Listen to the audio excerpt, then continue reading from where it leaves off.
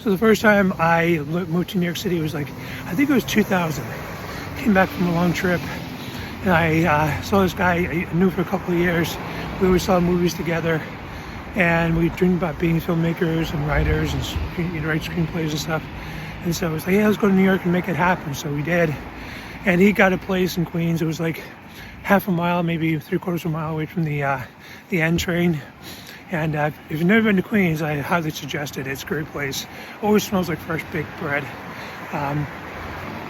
And so I got there, and I had this thick blanket for a bed, but it was okay because I was in Queens. I had my own spot. It was a pretty decent sized bed. We had a living room, and he was always calling me up all the time on the phone and saying, hey, I found this awesome buffet, like Chinese buffet, or all you can eat for $4 or $5 and whatever, and I'm looking for jobs.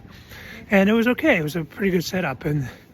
But warning number one, I fell asleep on the couch watching Kung Fu film, and the guy goes into his room because he just kept talking. I just fell asleep, pretend to fall asleep.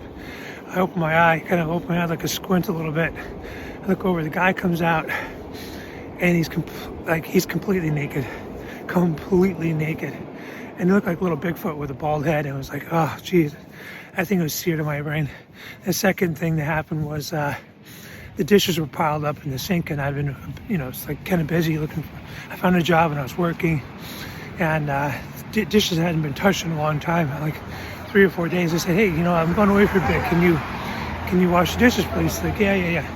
Come back 4 days later, dishes hadn't been touched. It's like, come on, dude. I asked you to do the dishes. And he's like, fine. He grabs a dish out of the sink as the dish has been sitting there for 4 days. He takes a sponge, wipes it off a little bit, and he puts it in the sink. I was like, you've got to be kidding me. I said, you don't know how to do dishes? He's like, no. He never did a dish in his life. Never, ever, ever, ever. And it's it's disgusting. So I teach him how to do dishes.